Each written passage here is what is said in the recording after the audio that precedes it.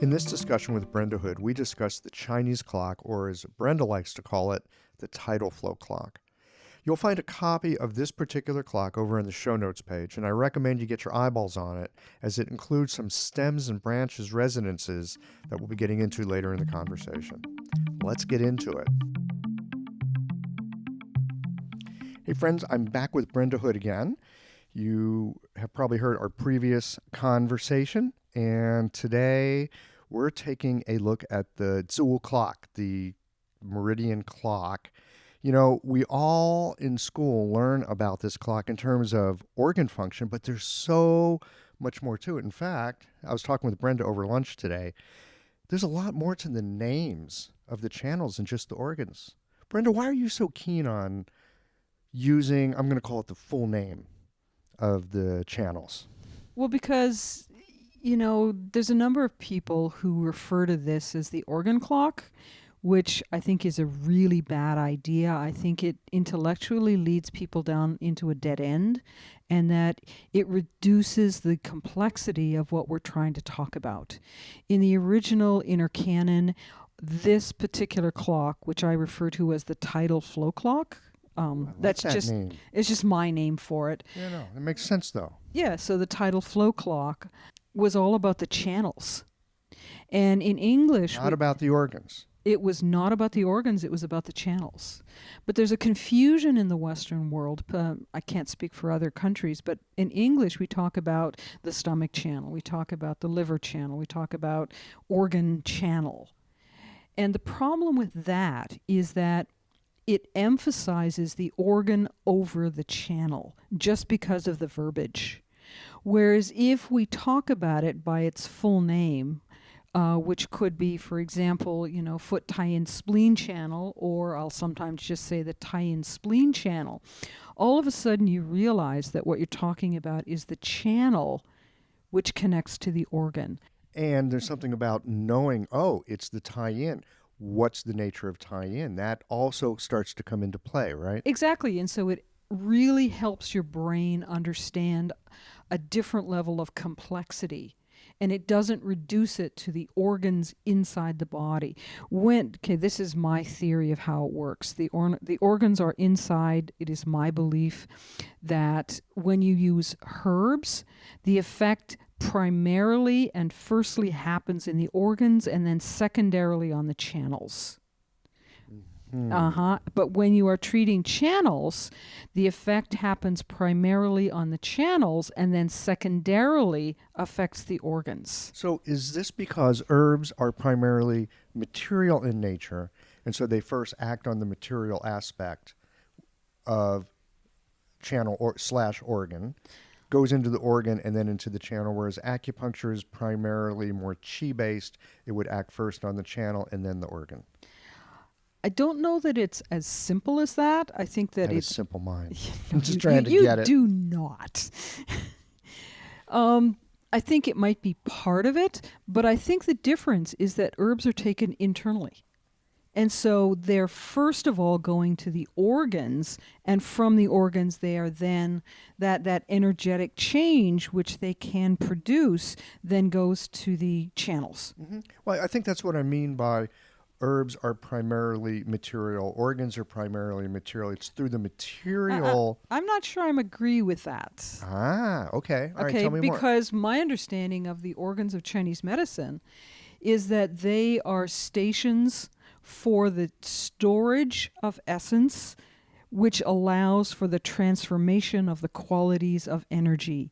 And while they are somewhat related to the physical organs of the body, it's a different level that we're working at when we're talking about Chinese medicine. Chinese medicine is supposed to be, and was originally intended to be, about qi anatomy, which can be affected, of course, by the physical body, but the magic of it lies in the energetic body, or the qi body, and the anatomy of the qi body.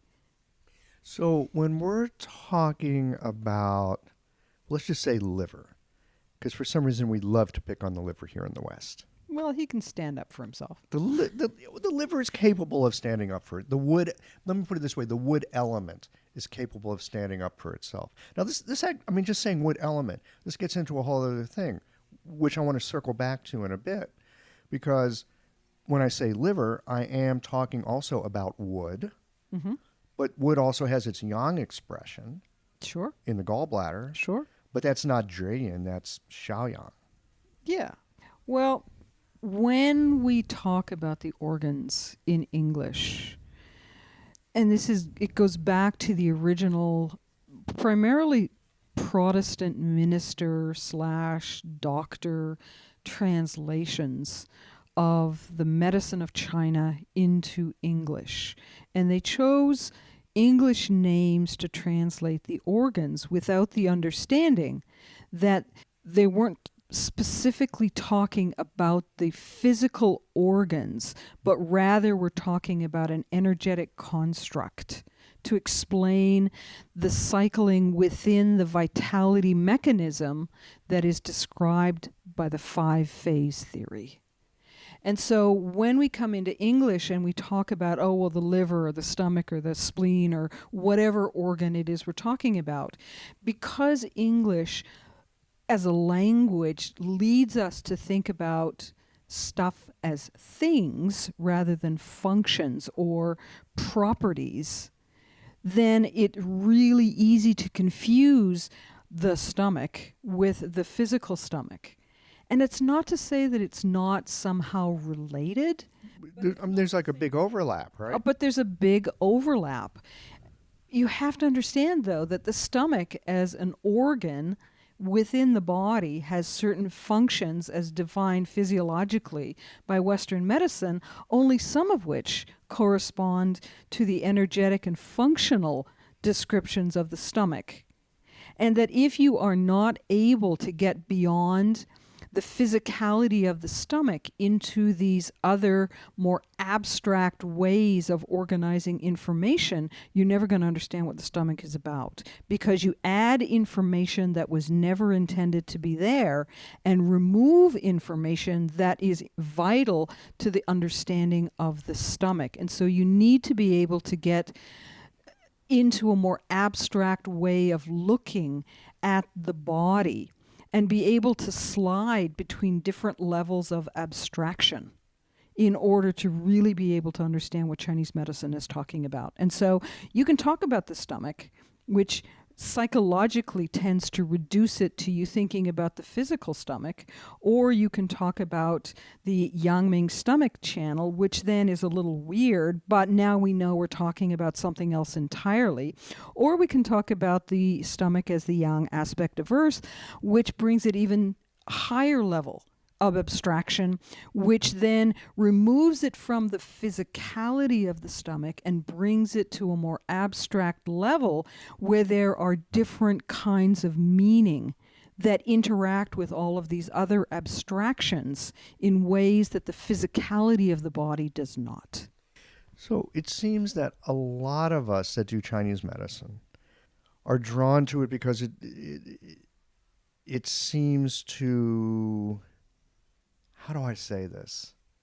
Kind of fit in with the idea that nature is this, in some ways, undifferentiated wholeness, but at the same time, there's all these parts within it. And that we're talking about a medicine that's very embodied. And I'm hearing you talk about higher levels of abstraction. How does that all go together in your mind? Well, as we study Chinese medicine and you look at how things are structured, it really looks a lot like a fractal, which is why we can have holographic correspondence, because each small part is a reflection of something larger. And influenced by. And influenced by. And influences. And it can go up the ladder into greater levels of size or down into the smallest itty-bitty pieces.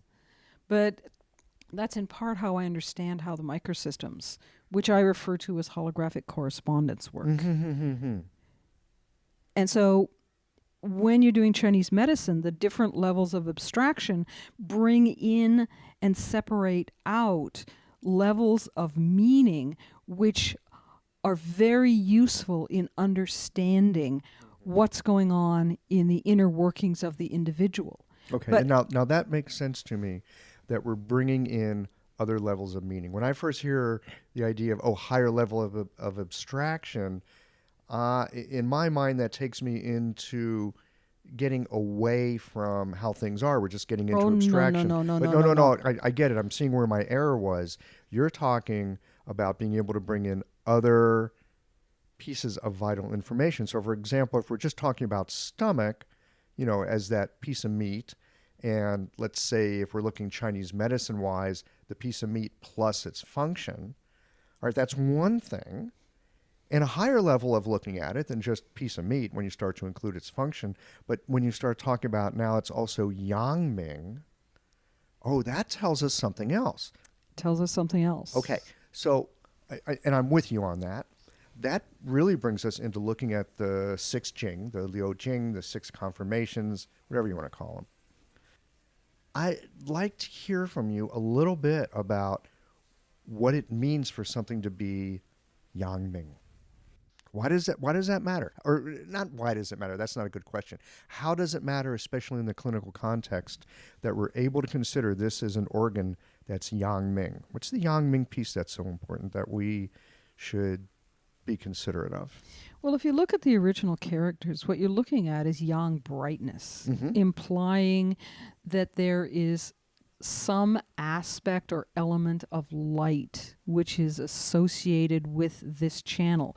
It's the only yang channel on the front of the body, which is the yin side of the body, and so it is It's bringing... kind of weird, isn't it? It's bringing light into the darkness. Oh. Okay, and so that function of bringing light... It's bringing some yang into what otherwise is more yin. Sure, and the whole function of the stomach or yang wood is to take that which comes from outside and begin the process of transforming it into the inside. Mm-hmm. And so the function of the yang organs is to continue that process until eventually you get rid of that which can no longer be transformed into self and therefore must be voided out. So the yang organs are processing, and if you notice also the yang channels of the body are longer than their yin correspondents, all of them. They are, aren't they? All of them, yes. So the yang, let me think about this for just a second. So we've got the yang, yang wood, that's gallbladder. That's a long one. Yeah, and we liver, have yin. Dre-yin liver. Dre-yin liver is kind of short. It's kind of short. I mean, its internal branch goes all the way to the top of the head, but... But if you're talking about the external branches... Yes. And if we're looking at the heart, that's pretty short. Yeah, length but of your arm, small intestine. The small intestine is the Taiyang small intestine. If we're going to be consistent about this, Taiyang, that's right. Okay. it's much longer. And what are the implications of that? I mean, it's something I've noticed, and I haven't quite worked out the implications of that. Mm-hmm, mm-hmm. But it is notable. It is. Okay. So it seems to me, in using the full name of a channel, Tai-yin lung, for example, because we know it's Tai-yin, that tells us something. We may not know everything that it means, but if we call it by its full name, we leave open the possibility that we might discover something important about it, partly because it's lung, but also partly because it's Tai-yin. Sure. Well, I mean, if you think about the tie-in, and you think about the theories of opening, pivoting, and closing. Oh, my God. Okay. Okay, I'm not going to go deep into this. No, but I maybe we need to go deep into this, and here's why. I do not understand open, pivot, and close. And I have talked to a number of different people. And as we have the conversation, I kind of get it, and then it slips away from me again. I really don't understand open, pivot, close. Okay, so the Tai-yang and Tai-yin both open. Tai-yang and Tai-yin open. Okay. Okay. The Shao is pivot, so Shao Yang and Shao Yin both pivot. Okay. And the Yang Ming and the Dre-yin close. Okay, that's simple. The Yang aspect of that, so you've got Tai-yang opening, Shao Yang pivoting, and Yangming closing. And it's kind of like they work in unison, almost like a heartbeat, left and right. So you have the opening out of the Taiyang, the pivoting of the Shaoyang, and the closing of the Yangming, bringing it into the yin aspect. We're just talking about that. Which then opens out to accept this energy from the yang into the yin. It needs to open out with the tai yin, which is the paired of the Yangming, correct? Correct, the digestive organ. And then it goes into the Shao Yin, which is the water fire axis. Yes. And then the Dre Yin, where things start the reversal process. And so it's like a double pump, like the heart. So it's opening on the top yang aspects, and as it closes, the bottom yin aspects open. And then it squeezes it down into the yin. And then it becomes interior, and then that interior then reverses up, and the yang starts to open again. Does that make sense to you? It's beginning to make sense. And you said it's like a pump. And when I think about like the heart, where it will bring in the venous blood, right? Yeah. And then it pumps it out into the lung. And then it pumps it back in. And the arterial blood goes out. And so it's not exactly like a heart, but it has that. But it's that same sort of double pump. The double pump kind of system where you're going from yang, which is exterior, and bringing it into yin through the pivot of the Yangming stomach to the Tai Yin spleen. Yes. Which then brings it further. Which then takes it inside so you can pull out the nourishment. You can pull out the nourishment. And then get rid of what you don't need. And get rid of what you don't need. And then it reverses up into the Drayin, and the whole system just starts. And it's like this amazing pumping system that is rhythmical. And if you don't talk about the channels using their full names, you won't see how it's connected. You don't see how it's connected. Yeah. And so you're just... Because Western anatomy, using the names of those organs... doesn't have that. You wouldn't be able to get there from... You can't get there from here, so to speak. Exactly. But if you know the full name and you're looking at those 6 Jing correspondences, now it's super clear. Sure. And my understanding, or one of my understanding, because you can have multiple levels of meaning in this. And so one aspect of the tidal flow clock that works very well for me is the understanding of the system as a compensatory mechanism.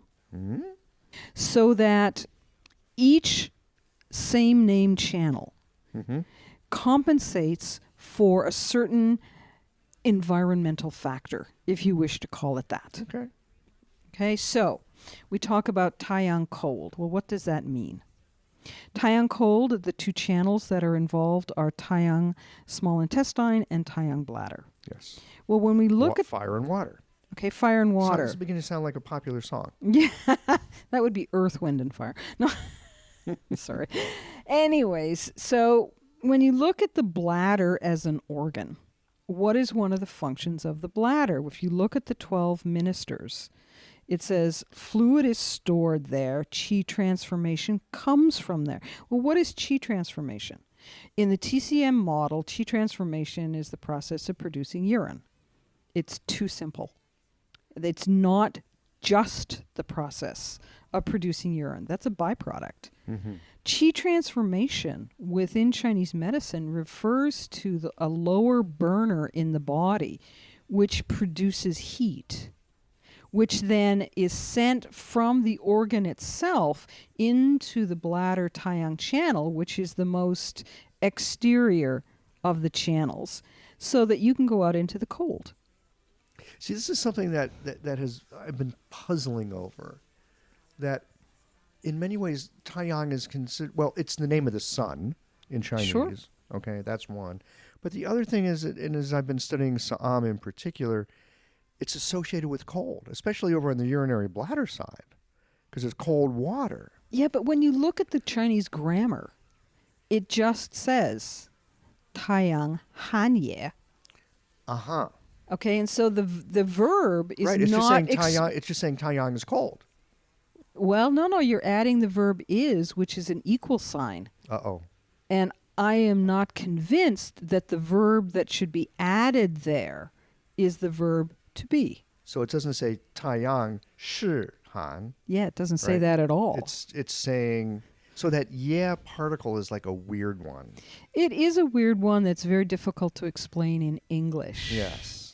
And so it's viable to think about this as the Taiyang system addresses cold. Aha. Not that the Taiyang system is cold, that the Taiyang system addresses cold. Yeah, Has an influence. Could you say has an influence on cold? sure. Could you say it is influenced by cold? Yeah, you could. And that's why I think of it as a compensatory mechanism. Because where is the Taiyang channels? Or where are the Taiyang channels They're of on the the body? very exterior of the body. They're on the very exterior of the body. Which is often involved with temperature regulation and keeping us warm. Yes. And it's got the name of the sun. It's got the name of the sun. And so if you look upon it in that way, it is that compensatory mechanism which protects your body against the external environmental factor of cold, but which also protects you against too much cold on the inside. Because if you can get the bladder to really transform qi, you're not going to be cold. And that's one of the things that they really heavily emphasize in esoteric Taoist practices. They start in the lower jiao to start that fire. And so we think about the emperor fire, which is associated with heart. We think about ministerial fire, which is associated usually with gallbladder, sometimes a little bit with pericardium. But there's also in esoteric practices something called the people's fire, and it's the bladder. The people's fire? The people's fire. It's the bladder. And so I'm drawing on certain kinds of esoteric knowledge. And in Taoist alchemical practices, guess where you start? You start by trying to kickstart the people's fire, the bladder. And bladder? Yeah, the bladder. As a way of generating fire? Well, for sure.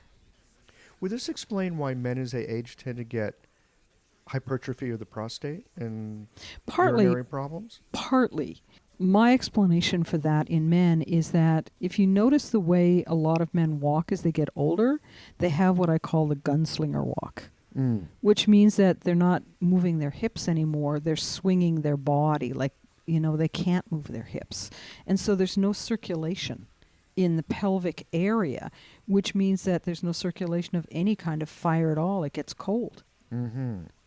So it's a reflection of a decrease in the Mingmen fire of the body, partly related to an inability to properly articulate the hips and move the pelvic area in a fluid way.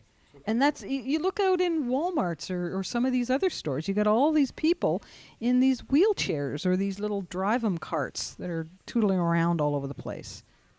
So just as a very simple practice, as men age, if we could make sure that our pelvis stays fluid and that we've got good movement in our lower jiao, that would take us a long way? It would take you a very long way. You know something really kind of weird and very interesting I found out just a few days ago? Let's hear it. Most people think of belly dancing as women, and you see the women in the skimpy little clothes with the tinkling. Apparently that's cabaret belly dancing. In the Middle East, both men and women belly dance. Because it's so good for your lower dantian. Because it's so good for that area of the body. For the people's fire. For the people's... Well, I mean, they don't talk about it like that. No, of course they don't. But, we were talking earlier today about how different things show up in different cultures, and they kind of like rhyme with each other. Sure. And so I was initially really surprised, and then I was really happy that, there was this amazing exercise that works a lot with the internal organs and the movement of the pelvic area, and other things as well, but that would really help males and females to keep that area of the body open and flowing. And if you notice, babies when they're born, they're soft and squishy and they're very flexible. And what happens when you get to the age of 80 or 90? You're all dry and crusty and your joints don't move. I'm noticing in my early 60s, like putting on my shoes requires a different kind of attention. that it didn't take 5 years ago. And so there's a drying out. And part of that drying out is because we're not moving the hinges. You know, it's like the door that is left in one position, and over times it gets all rusty, and then you try and open it back and forth. And so if we're not moving properly, and that includes, to get back to our original topic, these double pumping systems, then the vital fluids in the body are not going to be circulating properly, and then stagnation occurs, and when stagnation occurs, then the proper fire, the proper vitality of the body can't get to where it's supposed to be, and you wind up with stagnation in the pelvis, and then the prostate gets all swollen because there's not enough. There's not enough yang to hold it. Remember we talked earlier about how blood is expansive and how qi holds things. Yes. And so here, there's not enough qi, which is a kind of fire, to hold it in its proper structure. Okay. Wow. Pretty cool, huh? And so if you take this stuff out of the realm of the physical body. Right. We're not just talking about urinary bladder. We're talking about taiyang. We're talking about taiyang, and we're talking about the whole, qi transformation comes from there. And it's not just urine. It's the energetic, it is a kind of energetic physiological fire that connects into Mingmen through the kidneys, right? Because Mingmen connects to the kidneys through yang fire, yang water, which is bladder, and so that's connected into the gate of life. And if you don't understand this stuff energetically, then it's not what you think it is. And if you talk about any organ and translate from Western medicine into Chinese medicine, what you wind up is this really weird Venn diagram. So that if you talk about the spleen in Western medicine has certain functions. It's understood to be like this big lymph organ that, processes blood, yada, yada, yada. But if you look at the spleen in Chinese medicine, if you want to actually talk about the spleen and understand it from a Western perspective, you have to include functions of not only some of what the Western physical spleen does, but also functions of the small intestine, the large intestine, the pancreas, some of the stomach, some of the stomach, some of the liver. And so by reducing it to the name of the actual physical organ as understood by Western medicine, you lose all that. Sure. Well, and I think even a first-year acupuncture student would know that when we're talking about, air quotes here, spleen in Chinese medicine, we're not just talking about the Western anatomical spleen. We are talking more about a functional set of overlapping functions from different organs. You'd like to think so. I mean... Really? Well, you have to teach that to people, and whether or not... Well, I mean, that's just basic, Western anatomy. The spleen... The function of the spleen in Western anatomy is very different than the function of the spleen in Chinese medicine. Absolutely. All you need is a very small amount of Western anatomy to know that. Sure. And a very small amount of Chinese medicine understanding. The question is that when you're using the same verbiage, do you remember it when you are in practice? And sometimes what I see in young practitioners is that they forget that, especially if they are working within another modality at the same time. So a lot of people who are, say, Western doctors that have learned some Chinese medicine, that's really hard for them to make that jump and stay within Chinese medicine thinking because they're so trained in thinking of the body as physical. Naturopaths sometimes also have this same problem. And I haven't worked so much with chiropractors or physiotherapists, but I think it's also the same. Might be the same. Okay. So again, we're kind of back to this idea that we started the conversation with, that if you're using the full name of something, you're able to bring in a lot more information. Absolutely. Because we're not just looking at the organ or just looking at the function. We're also looking at its 6 Jing function and capability and relationships. Absolutely. Absolutely. And so I just want to explain one more thing about this compensatory. Just one more thing? Well, probably a few more. That's what I was thinking. Yeah. Okay. So the compensatory mechanism helps the body compensate for external environmental factors. Mm-hmm. It is from one way of parsing information in Chinese medicine, a demarcation between outside and inside. Which is super important in Chinese medicine. And it's all related to these channels that are embedded within the physical body, but which, as a compensatory mechanism, extend both a little more outward as well as a little more inward. And when you're talking about their use as a compensatory mechanism for these environmental factors, then, they talk about Taiyang, and in my parlance, compensates for cold, and Shaoyang. Let me organize this a little bit. So Taiyang compensates for cold. The Shaoyang, in combination with the Zhueyin, there's no environmental factor that is equivalent to ministerial fire in the outside world. So when you're using these to talk about compensation for environmental factors, one of my teachers in China told me that when you think about the Zhueyin wind and the Shaoyang ministerial fire as environmental factors, what you're really talking about is barometric pressure. That's interesting. The wind pushes. Yes. And fire draws. Right? If you've ever been by a fire. Sure. Yep. Okay. I'm with you. Okay. And so for me, you have wind which pushes, and is that high pressure or low pressure? It would be high pressure. Well, I still haven't figured it out because he never actually physically explained it. So I apologized for that. But in my mind, the pushing would be a high pressure because you got high pressure going into lower pressure. So it. Well, is it okay? Is it pushing or is it pulling? It depends on where you stand. No, but the physical action of wind is you feel a push. You do feel a push. Okay, and when you are near fire, there's a drawing or a sucking into the fire because, of course, physically it's burning oxygen, but it has that energetic of drawing. Yeah, okay. Okay, and so if you have somebody who reacts to the weather, I know it's going to rain tomorrow because my joints hurt. Mm-hmm. Or I get a headache. Or something happens. Something happens. And right. They're able to predict the weather because something happens in their body.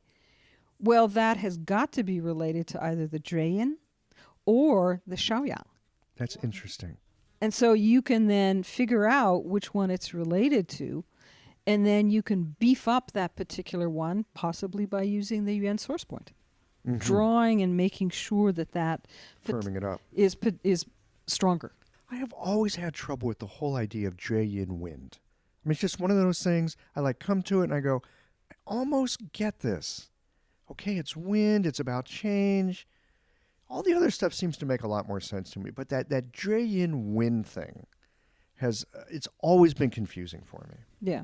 So that's the outside of the compensatory mechanism. The Zhueyin wind is the outside? Well, no, we just talked about the environmental factors and how this then helps your body compensate for these outside external environmental factors. Okay. There's also the inside because it's a demarcation line, right? Mm-hmm. And so you have internal wind. You have... Right, tremors and, all that kind of thing. You have internal colds. You have all of these other things within this. And so the outside is dependent on external weather conditions.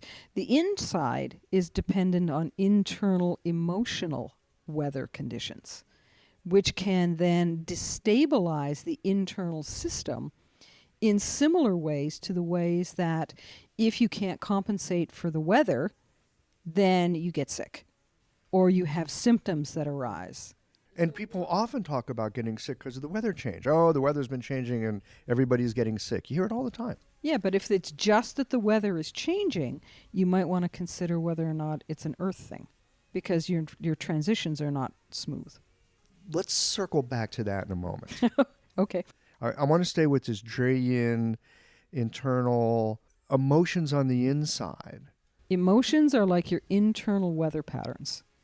And when the compensatory mechanism of the 6 same name channels breaks down, then you have the incursion of pathogens or the arisal of impathogens inside the body.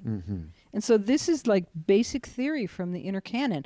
Internal causes of disease, external causes of disease, and why everything else falls under neither internal nor external. Because things like trauma doesn't affect the channels. They don't rise to compensate. They can be damaged, but they're not rising to compensate for these energetic patterns that are kind of pushing on them.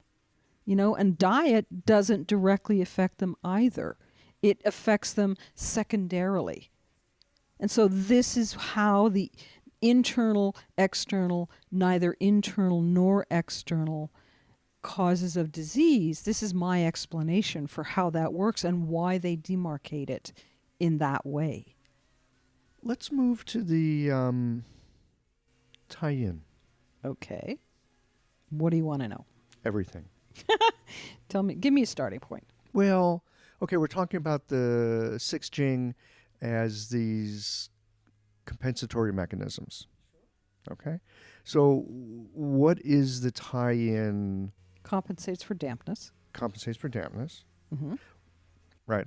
In my mind, I'm going, oh, yeah, the tie-in is associated with damp. I hear you say it compensates for damp. Well, I'm going to try to hold 2 different views in my mind, which we have to do as Chinese medicine practitioners all the time, right? In the Sa'am stuff that I've been playing with lately, that's really been giving me some glimpses into the 6 Jing that I haven't had before. It's really been extraordinary. And why I completely agree with you that when we're talking about a channel, we should talk about its full name, because it gives us many more like points of influence that we can grasp and do something with. Sure. A whole lot more. So I've been thinking of tie-in as dampness. And really, there's places in the body that need to be damp. They're supposed to be damp. If they're not damp, it's a problem. And so I think of the tie-in, especially when it's functioning well, it's bringing just the right amount of dampness to where dampness is supposed to be. Mm-hmm. And when it's not functioning well, then there could either be too much, but could there also be too little? well, if there's too little, then you have to look to the Yangming. Then we look to the Yangming, because the Yangming is about compensating dryness. Yeah. Could we say regulating? Maybe. Maybe. Yeah. Okay. You know, I mean, when the classical Chinese is so terse like that. It's really terse. It's like, what the hell are they talking about? Pretty much. You know, and so you have to look at how you see these things working in the clinic in a larger sense. And I know that the whole Shanghan Lun description of this progressive invasion from outside to inside through the 6 same name channels, that's one model. Mm-hmm. And this model that I'm talking about doesn't really negate it per se. But it's just a different, it's like turning a kaleidoscope and the pieces fall into a slightly different pattern. Mm-hmm. But they're still the same pieces. Mm-hmm. And they're still going through the same prisms. And they're still going through the same prisms, but now by shifting it and seeing a different pattern, maybe you can see a solution where in the old pattern you weren't able to see a solution. Mm-hmm. Mm-hmm. I mean, this is the beauty and the terror of Chinese medicine, that by shifting things a bit, we can see something that might be useful. Yeah. Of course, the thing that I find, and I guess this just takes practice over time, is knowing what we're looking at and what might be useful and what might not be. Well, the tricky part is learning to be able to swap the filters in your head, the theories that you're using, the perspective with which you're looking at what's going on seamlessly. So that, you know, okay, well, I'm looking at it from this particular theoretical perspective, and I'm not really seeing anything that's helping me. Oh, you know what? This happens to me in clinic all the time, Yeah, right? yeah. It's like I'm working with someone, and I'm like, I just don't get it. Well, then swap your paradigm. Like, swapping paradigms is hard. You just say it like, change paradigm, like change your clothes. well, yes. I mean, paradigms are hard to shift. Well, that's why you need to understand. I think of them as filters to a camera. Filters through a camera I can get. Shifting paradigms, that sounds really hard. Shifting filters in a camera, okay, I'm with you. And so if you put a yellow filter on this camera, then You're going to see the spleen. You can maybe see the spleen, or if you put like a green one on, you're going to see something totally different because the way the light comes into the camera puts some things to the front and pushes other things to the back. And it's not like you're looking at a different picture, but because the different filter is different. That works. Okay, we'll use that. Okay, thanks. Because shifting paradigms, oh my God, people go to war over their paradigm. That is true. It's hard to shift a paradigm. Perhaps the word paradigm was a bit extreme. Well, but I guess if you're a high-level practitioner, you could shift paradigms. I bet high-level practitioners shift paradigms all the time. Well, I think that what happens when you get to that point, you're not shifting paradigms so much as you are above the paradigms, and then you just look through the different lenses. Well, we're back to lenses and filters. We're back to lenses and filters. Okay. And so if you look at the structure of Chinese medicine, I believe that, and this is my personal belief, you guys can whatever, I believe that Chinese medicine was developed from a mindset that went beyond the physical world through the process of cultivation. And then they turned around and looked back down from a higher level and were able to see these different filters. From oneness, they saw yin-yang. Then they saw things like the three treasures. Then they saw, the four aspects and then the five phases. And so this is coming from looking at a greater whole and then successively dividing it into more and more pieces. The pieces are all defined by qualities, and they're also defined by how the relative pieces transform and change and move with each other to sustain the original entity which they form a part of. And if you look at it from that perspective, you are always looking at Chinese medicine from a holistic perspective. But if you look at it from each of the pieces, it can be very difficult to then put it together into a bigger whole. It is difficult, and my suspicion is as well is because those of us that have grown up in the West, speaking Western languages and thinking in Western ways, we're more used to breaking things into pieces than looking at wholes. It's the function of the rational mind. Chinese medicine is not fully rational, and it's not a pejorative. In fact, it has to be that way. The rational mind is set up to be divisive, not in a negative sense. But divisive in that it divides things up. It divides things up so that you can see bits of a larger thing. Super helpful when you're trying to fix your motorcycle engine. Absolutely. But... Or fill a tooth, maybe. Well, there's lots of uses for it, but it's a tool. It's a great tool. It's a great tool, but it's not our only tool. Yeah. And so you need to be able to train the other aspect of your brain, which is integrative and abstract and functions well within the use of archetypes and metaphors. And once you get that aspect of your brain going, you have the possibility of achieving a gestalt, which means that both sides are integrated in such a way that the whole becomes greater than the parts. Yes. And that's how you do Chinese medicine. And if you only focus on the rational side, there's a whole aspect of the magic that you're never going to be able to see. And if you only focus on the abstract, you're never going to be able to talk about it. And you're also going to be missing part of the magic. It has to be both. Both and so that you can become more than. Again, back to use the full name of the channels because you'll get access to you get access to more of it. You get access to more of it. And more is gooder. Better. I'm trying to make a point here. Okay, sorry.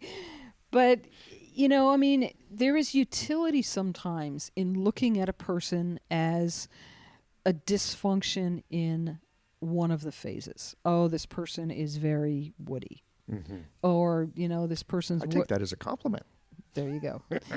This person, their water yin is really in bad shape. Okay? As opposed to referring to their kidney yin is bad. Because there's different information when you say their water yin is bad, or there's something wrong with the water yin. It's much more inclusive of larger concepts than just saying kidney. You may still, at the end of the day, do some work through the kidney, but now you also have the possibility of working with other parts of that system to strengthen the kidney yin.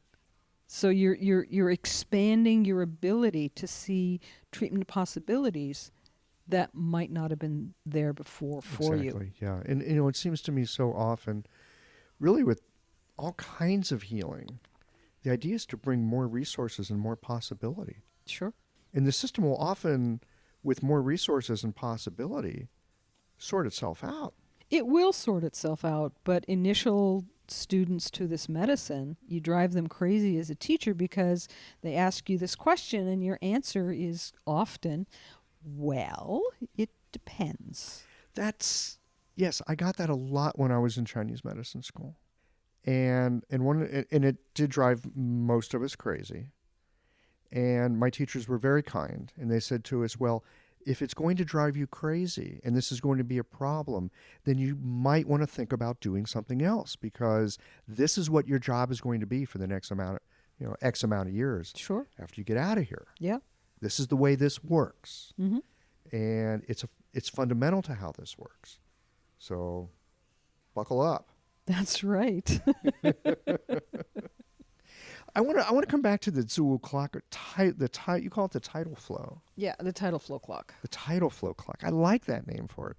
So all y'all that are listening to this, over on the show notes page, we're going to have a picture of this particular Zulu clock, this tidal flow clock that Brenda and I are looking at, because it's a really nice one. Thank you. It's got the organs in the middle, and then around that, it's got the various correspondences, like the foot taiyang or the hand taiyang. And then within it, you can see how the various, how do I say this? It's almost, it seems to me in many ways that the organs and the channels are divided into these like thirds. Yeah, it's 3 sets of 4 channels. It's 3 sets of 4 channels. And really it's 3 sets, because you've got I'm going to call it the yin aspect, and then within the yin aspect is the yang aspect. Well, there's a couple of rules that you look at. So, for example, if we look at any of these 3, it's always the yin channels are on the start and very last positions of the third. That's right. Okay? The 2 That's yang... what I mean by the yang is inside the yin. And the 2 yang channels corresponding are both on the inside. So whatever organ channel, so for example, if we're talking about the Tai-Yin lung channel, it's going to connect to the Yang-Ming large intestine channel, because the Yang-Ming large intestine, the large intestine is the paired organ to the lung. To the lung, right. Okay? And then next to that... This is Chinese Medicine 101. Chinese Medicine 101. And then next to that is going to be the other Yang-Ming channel, which is the foot Yang-Ming stomach channel. So you've got yin, yang, yang, yin, and within that you have paired organ, and then you have same name channel pairs, the yin ones on the outside of that cycle of 4 and the yang 2 on the very inside of that cycle of 4. Right. Which, again, Chinese Medicine 101. We all probably got that in the first, 3 months of acupuncture school. Yeah, but, some people, they have to hard memorize it. Well, I still have to come back to it myself. But, it's all in here, which is really, helpful. And over the weekend, when we were taking that Sa'am class, you mentioned that the Sa'am pairings are similar to the yin-yang pairings, like lung, large intestine, except it skips one. So it's like lung, stomach. Yes. Spleen, large intestine. Heart, bladder, kidney, small intestine. Yeah, so they jump over one of those. They jump over one. But those pairings still fit within these sort of groups of 3. so to Sure. speak. Yeah. Sure. Yeah. It's interesting. Now, on this particular tidal flow clock, you've got some stuff that's on the outside that I don't Yes. understand. I'm not convinced I understand it, but it's something I'm investigating. Okay. So- I really love having conversations about things that we're investigating and we're not completely sure of. Okay, so stems and branches. When you talk about, You know what happens when people say stems and branches to me? you glaze over. A little bit. It's always a little intimidating. It's horribly intimidating. Okay, good. It should be intimidating? Yes. Okay. Because every time I hear it, it's like, this is like super high level stuff. And like maybe someday I'll understand, but I've been at this 20 years and I hear stems and branches and I'm like, uh-oh, I'm not going to be able to hold up my end of the conversation. It's very complicated. It's like really complex. Okay. And We're going there's to dip into this a little bit? just a little bit. I'm not And- going to get too deep. Okay. And this is still an area of exploration for you. Yeah, it is. So And it's an cutting area edge for you. It's an area of exploration because when you talk about the channels connect into the organs, and we use the organ phase element to talk about the channels, which mean and the organs are all connected into the heavenly stems. The heavenly stems are like astrology, where they are referencing star constellations which come above the ecliptic within the Chinese constellation series. Okay, and then they use that as the basis for the heavenly stems, which then brings this into cosmic communication. The internal organs of the body, the yin organs of the body, are connected into the cosmos. The yang organs, whatever. It's so unfair, those poor young organs. I know. Okay, that's all good. But it's always bugged me that when you look at the earthly branches, they have a completely different system of 5-phase attribution. And so what happens is that, for example, you're talking about the Tai-Yin lung channel. Everybody says it's metal, yada, yada, yada. Right. And that's according to the heavenly stems. The heavenly stems. Yeah. But when you look at the attribution based on the earthly branches, all of a sudden, Tai-Yin lung channel becomes wood yang. What is going on here? Well, you know, the heavenly stems connect to the cosmos. The earthly branches connect to the earth and are all about rhythm.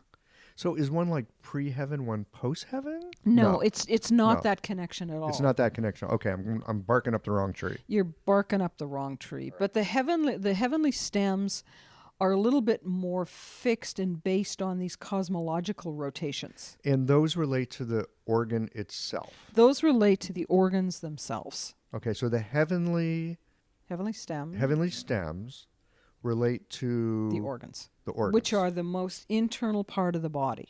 Okay, so we've got this external cosmos thing that's connected to our internal organ system. Yes. Okay. The earthly branches connect us to the earth, and so are all about the rhythms of the earth. And so they are fixed. They're not fixed. They're rhythmical.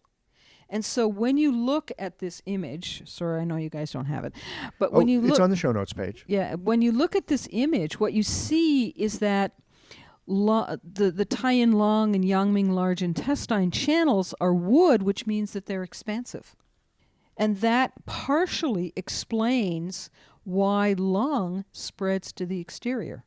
Because it's expansive. Because according to the earthly branches, it's expansive. And then if you look at the Taiyang bladder, Opposite on the clock. opposite on the clock, and the Shaoyin kidney, those are metal, and they're contractive.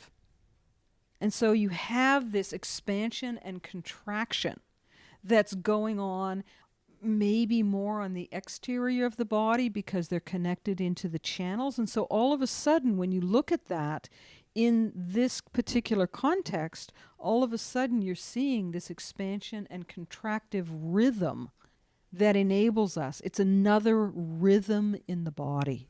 Mm-hmm. And the thing about the earthly branches is that instead of having only 2 aspects associated with earth, there are 4. And each of the 4 aspects of Earth fall between a phase change. And so you have the Yang Ming stomach channel, that's an Earth channel according to the heavenly stems, but it's also an Earth channel according to the earthly branches. But it falls between the Han Yang Ming large intestine channel, which is a wood yin channel, and Fire yin, which is spleen. the foot tie-in spleen, which is fire yin. And so that phase transformation in the earthly branches, each one of them is separated by an earth element. Okay. And so it's a transformation that happens between each of these. And you don't see that pattern when you're looking at heavenly stems.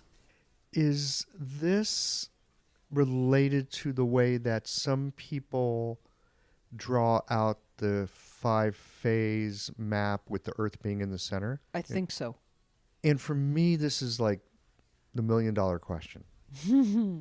How does it help me treat my patients? I'm not sure. I have a $2 answer for you.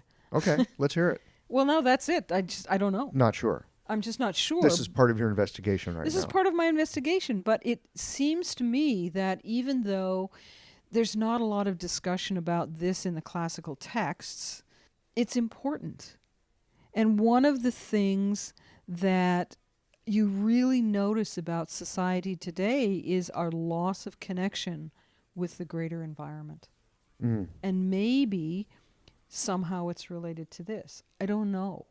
This is just an introductory, exploratory investigation. It's another rhythm that I see in the body. And it's a rhythm that I don't understand. It's a rhythm between body and environment is what it sounds like. It's between body and environment. So, but I don't know what to do with that information. We don't know what to do with it. I really appreciate you bringing this conversation here, that you're in the midst of an exploration and you don't have an answer for it. You've recognized something. Maybe this holds water. Maybe. We don't know yet. Well, heavenly stems and earthly branches, if you look at the inner canon, they're really, really important. Most people don't understand the 7 chapters which describe the interactions of the heavenly stems and earthly branches. Can you give us like the Reader's Digest version?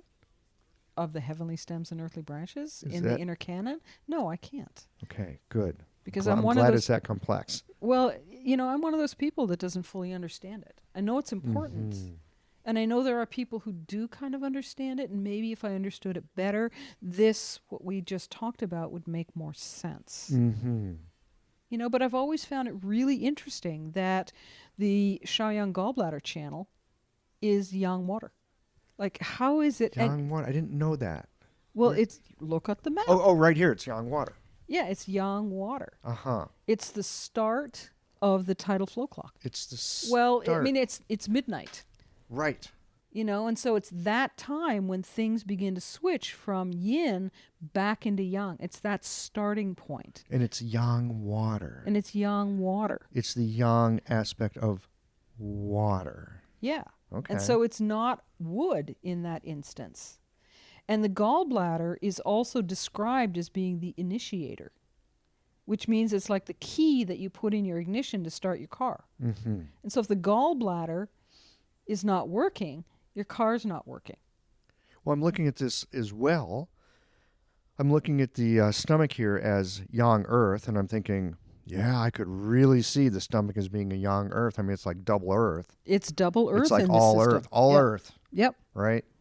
It's because it's Yang Ming stomach. Yang Ming is already connected with earth. We've got yang earth out here at the periphery. And then we look over here at the Han Shaoyin heart. It's yang fire. Yeah. But don't you think it's interesting that the tie-in spleen channel is yin fire? That makes a lot of sense because tie-in spleen does have this, it's got the fire of digestion in it. Exactly. Right? And spleens don't like to be cold and damp. No. So that yin fire, that yin aspect of fire. Which means it's a slow burning fire. It's a slow burning fire. What do you make of the bladder being foot tai yang, but it's also metal yang. The bladder is a tai yang channel. Mm-hmm. Is that which separates and cuts you off from the external environment. It's protective.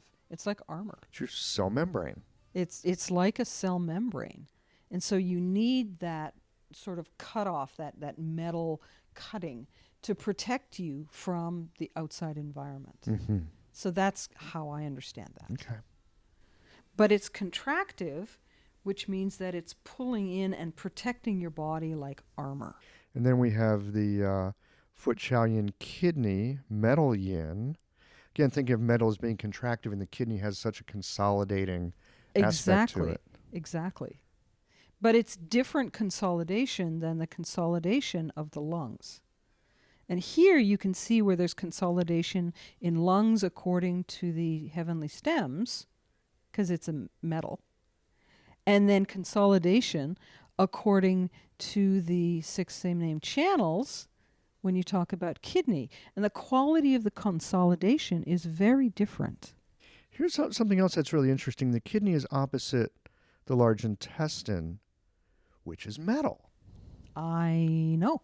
So you look and you begin to see all of these really cool patterns. There's interesting correspondences. I don't know what they mean yet. Me and I love either. it that you don't know what they mean Yeah. either. But we're sitting here looking at these, going inside just a little bit on this ring, looking at like Tai Yang and Xiao Yin and Tai Yin. I mean, we kind of get that stuff, Sure. right? But expanding this out a little bit and going, oh, what about these other influences? That is some food for thought. It is some food for thought. And some of them, when I look at them, it explains functions which are difficult for me. So, when I was taught functions of the lung, that the lung is down-bearing.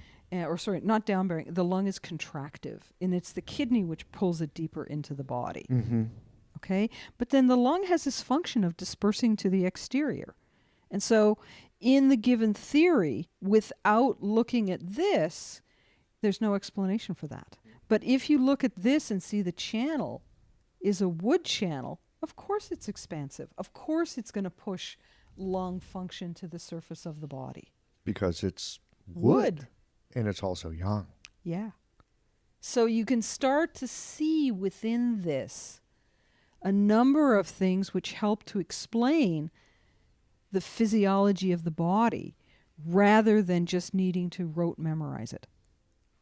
I guess this stuff kind of depends on context, doesn't it? It does. I think I had one other thing I was going to ask you about. Yes, I want to run a crazy idea by you. Okay. Okay? This is a kooky idea. The kookier the better. All right. I'm doing this in public, so it's a little bit spooky. Okay. Well, it's almost Halloween. All right. Yes, it is. As we are recording this, it's almost Halloween. All right. So, Mingmen fire. Okay. This is another one of those concepts that I don't think I understand it really well. But there's a couple things that have come to mind for me around Mingmen fire. So one is that, it's the life gate. Mm-hmm. Okay? And it's sometimes described as the moving space between the kidneys. Okay. Have you heard that? I have. Okay. I just want to make sure that I've got my references in line. Okay. I'm following you. When I think just plain Western physiology, common yard dog anatomy, what sits in between the kidneys? The spine The small intestine. and the small intestine. Mm-hmm. What does the small intestine do? It's a fire organ. It's a fire organ. It's the fire in between the kidneys. What does it do? Peristalsis. It moves. What does the small intestine do? Absorbs nutrition and gives us life. Mm-hmm. I mean, that's a really interesting way of looking at I it. wonder if the Mingmen is the small intestine. Okay. No. I would not go there. Okay, good. Tell me why. Because that's a confusion of vehicle for manifestation of function, which is a big problem in Chinese medicine, where we try and lock down physical structures to functional definitions. I So that, yes. okay, I've always wanted to write an article, there's no such thing as kidney yang. And it makes no sense until you understand what I'm really trying to say is that when you try and fix the concept of kidney yang onto something like testosterone, Oh, yeah, no, I'm with you on that. okay, Yeah. you're confusing a vehicle Mm. for the manifestation of kidney yang function for kidney yang itself. And so when you confuse the vehicle for the function, it completely screws you up, and it also limits you to saying, oh, well, if it's a problem with testosterone, then it must be, kidney Then yang. it's kidney yang. And Right? It's not an is relationship. it is not an is relationship, and it also leads you to think that that's the only thing that manifests the function of kidney yang, and that's not true. That's not true. So with that in mind, I'm totally with you. Okay. With that in mind, this idea I have about the small intestine, I'm not saying the small intestine is the Mingman. I'm saying that the small intestine is an aspect of Mingman. Of course it could be. It's just Chinese medicine divides the body up according to energetic function. It is in the area where there is a major fire for the body. Mm-hmm. And we know that when physiological fire decreases in the body, the small intestine doesn't function very well. And we know that what we need to do is we actually need to add fire in order to kickstart the digestion again. Mm-hmm. One of the things that's really common, especially with women, is that their digestive fires decrease and they don't digest well. And as people age, their ability to digest grains also decreases because their pot never gets hot enough to cook all of those grains. Mm-hmm. So when you have people with these cold digestive problems, you need to figure out how you're going to add fire into the system. Ginger? That helps. Fudza? That helps. I mean, I don't use fudza for everything. You were talking earlier about yin yang hua. Oh, yeah. I love yin yang hua. Horny goatweed. How do you see that functioning as boosting up the fire? I mean, I know it's a yang tonic. It is a yang tonic. It's a really interesting yang tonic. It is a little bit stimulating to the sexual fires. Mm-hmm. And so because it's stimulating to the sexual fires, it works on kidney essence, but it also helps to slightly stimulate the gate of life. And so by stimulating the physiological fire provided by the gate of life, then all of a sudden you are better able to warm the pot, because that's where the fire, which cooks all of the food in your digestive system, really starts. And it makes you just enjoy life a little bit more. I would think if your sexual vitality is enhanced, when our sexual vitality gets enhanced, it's like all our senses get a little more enhanced. Well, if you're not digesting properly, very typically your sexual desire is also down in the dumps. Mm. It's all of one thing. And, this is not Chinese medicine, but it is interesting. Recently, they've discovered that a lot of women with autoimmune disease, a great number of them have, guess what? Low testosterone, which is one of the vehicles for the manifestation of kidney yang. I appreciate your discernment with that one. Yes. And so it's just really interesting to me that when, one of the vehicles is no longer driving properly, that it has this negative effect on the physiological digestive fires of the body. Yeah. And they know that testosterone affects digestion. And so here we're looking at testosterone, not like, we need to supplement testosterone. No, that's not what I'm saying. No, I know that's not what you're saying. We're looking at testosterone as it's kind of a marker. It kind of says something about kidney yang, but we're not conflating it with kidney yang. So if we can work on our kidney yang, you'll probably see that vehicle marker go up. Yeah. But if we focus just on the marker, we're not going to be able to get the kidney yang to go up. Yeah, giving somebody testosterone might not have the effect of raising their physiological and digestive fires in the way that we want to. Also, long-term ingestion of testosterone, the body acclimatizes and it stops working. Yeah, the body gets lazy that way, doesn't it? It does. Yeah. All right. Well, thank you so much for this. I am looking at the Tidal Flow Clock in a whole new way. All right. Well, I hope to spur some conversation with this because, why not take advantage of crowdsourcing discussions in Chinese medicine?